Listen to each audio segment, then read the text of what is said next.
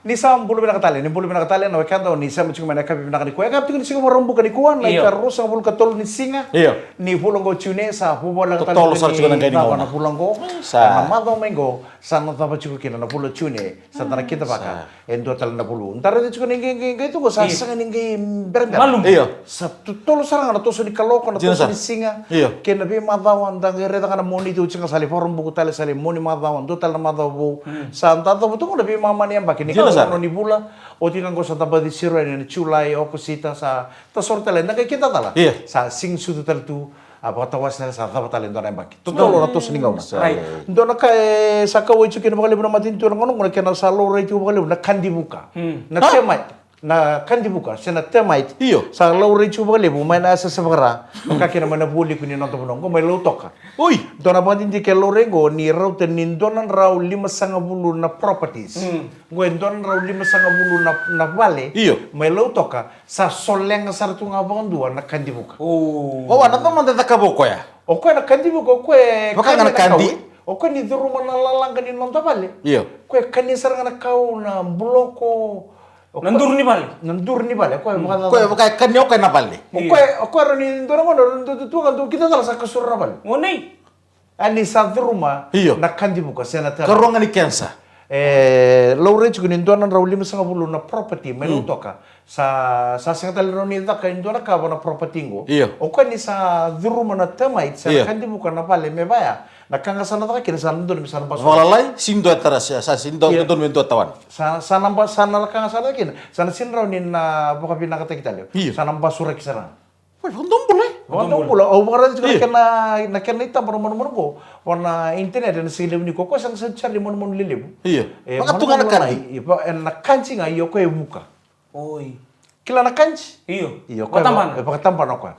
Oke endo atraktif kali me endo na me buka me endo uang kana buka me me chiku do atraktif kira ronder kama kin. Ko itu kan kena video nama video nama kisau chiku me meluto kai era karena ka ni ramo ni bunga of takana dina. Berarti ra didi benar rama. Oi. Of kena dina ni bunga sangka indo kaya uang kana buka itu mah. Era sangka do didi benar buka. Kebakar na wanggal tu narara mer nambi tanabu karena di narara mer. Already tadi msungo ko embata bina kan ikan dibuka. Balik kan dibuka me. Nanti sini kali ko me balik. Oke mano sumi jikali li sarang ila kaya ta ka bako rini pakatan bakon don building. Ko kono ko bakasamu taga singo nungo. Ayaw sarang. Kawai chukin bakali bina matin tu balatan ni nangaw na sanga kina na matin tu me baluta. Nakandi buka. Bang tak sarang kina milioni ng dolar. Di nasar. Iya sa kawai sarang kina bakali donan raw 5,50 na property may luto ka tukun ini sa sulang sarang abang dua na kandi buka sana tema itu sang wala ngani atu cuma na sa sabara may nabuoli ko talaga ni nonto panua sa laure chukin ba lebu na mon gona tema itu siya na kandi buka ni pakatata na bara ko na kini takatanga ko tukun o tadi ko men dong mo ko motor tractor ko na raram Kebal nakake do taka nambong misa taka rone singa. Don. Nangune yang kona taka rone singa pakora ngun buto. Kira karua ndiko pakatali na poni nambong ya nararam sukina. Kembali misi single buto nga sa taka naka ko do taka nambong. Nata makake mi taka nambong. Naka do taka nambong. Nakano chikana tali. Nakano chikana tali tanibu. Mesa taka rone singa. Nakani singa membuno. Iya ya to nakawai sakawai chicken pole no mati tu nangono. Mon gona kanji buka nakena sa pakatata chuba lebu mana sa pakara kami melotoka patang lagi na manabuli kunin nonto benua sa pa takasara kin na matin tu milioni ng dolar me sanga me pakarusa na mon gona kanji buka ko baka chinga na kanji iyo ko baka tampan na dono ko baka sama kengo dono baka sama ngai nakameta kengo wangal dono tina tambutang sendin bensin dono o tsage baka mo kaujir le baka mo batanir tan moliu Pati ko na yung ngwan chiku kira we. Senga yo mentang ko senga. Oli sa kanji buku todo ko na. Mambutan din bensina sa nawang kasarga lomang. Ya, doon tali talno kita na kami kuha. Go na talno ko tala ko sa manday tong na tong sa ni tong ngo. Iyo tong matan singa. Melongana. Iya, orto na bakanta to na Pasifika. Apakah bibir to may Samoa may tonga ni rendo tabutan na rendo vital na mo sa papalang. Iya. Dula sa ni rendo exen papalang kay tonga kay Samoa. Iya. Ni rombio patento na ito okay. Oti kinto na kaitonga mero bos papalang. Roro ko binakata kinto to bos papalang o kinto to. Isa. Iya, maitonga Iya. ngauna ni talnongo. Maitonga setunga kina na motoka manual Iya. Manual. First gear, second gear, third, fourth. Pang takitunga kina na motoka na manual. Otia na bubalengo, gay manibuli o nonrututa, endo na nonrutu motoka ko, gay saya do nito na motoka na automatic. Iya. Kilanta kilabi na gear automatic. P, R, drive. Otia sa Game.